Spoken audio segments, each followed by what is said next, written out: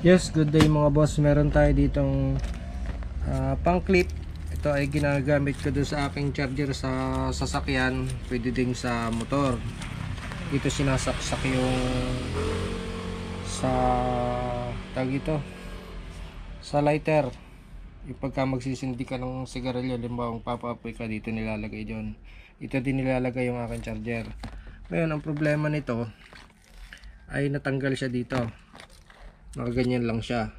Ngayon ang gagawin natin para siya ay maging matibay ay tanggalin muna natin to. Susuksok natin to dito. Dito. Teka, hindi ko makita ha. Tapos itatawid natin dito sa kabila. Ganyan. Dito natin iipit yung dulo. Dito sa kabilang ito. Yan. Yan pa ganyan. So ang mangyayari dito, may ipit itong dulong ito. Tapos itong kabila ay dito may ipit sa kabilang ito. Di matibay. Yan. Tapos ang mangyayari niya, nakaganyan yan. Tapos nakaibito dito. Di kahit mahatak siya, matibay siya. So yan ang ating gagawin ngayon. Sa video ito, kailangan lang natin ng plies. So yung plies. Ano bang kailangan mo? Yan. Long nose? Long nose lang. Okay na ito. Ito. Ito. Okay na ito. Hugutin ko ulit. Ibabalik ko to. Gawa ng kailangan natin yan mamaya. Tapos tanggalin natin to konti. Yan. Yung Tay. Sala. gunting na lang, gunting. Sala yun. Yan, gunting. Wala kang nakita mga boss. Wala na putal, walang kahit ano. Hindi naman talaga yung pang ano eh. Stripper ba? Tapos nandun na yung ating cover. Walang positive to. Susuot natin to dito. Kunin natin yung dulo dun sa kabila. Higit.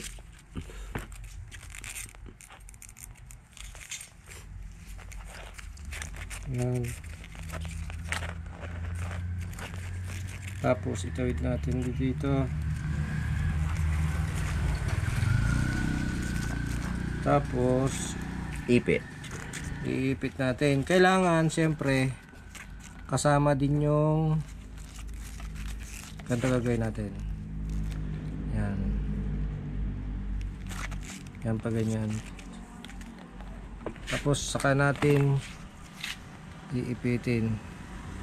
Pailalim natin ito para siguradong kapit.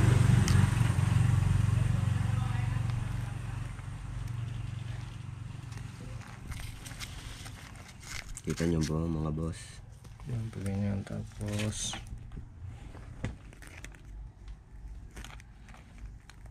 ipit.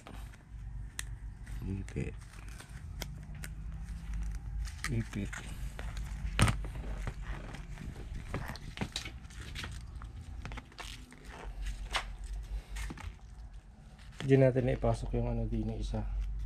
Ito na ah. Ay, oo, tama. So babatakin natin to para hindi siya nakalawit doon. Yung. Yan. Tapos ito naman ang iipit natin.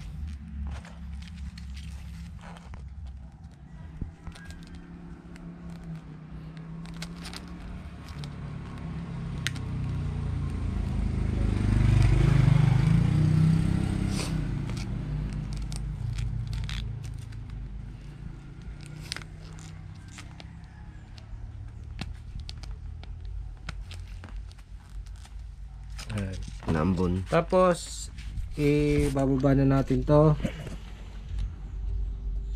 Pinasok na. Yan. Tapos yung isa lalagay din natin. Okay. Yan. Di matibay. Tapos itong isang ito, ganun din ang gagawin natin. Yan. Pabaguhin din natin ang lagay niyan. Tanggalin muna natin to. Pasok mo na yung isang yan.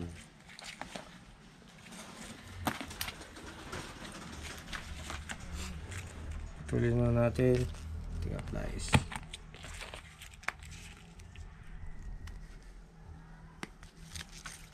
Pinutol. Ang tingnan mo yung ano, yung nakikita mo doon sa camera, wag yung basta isunod mo lang.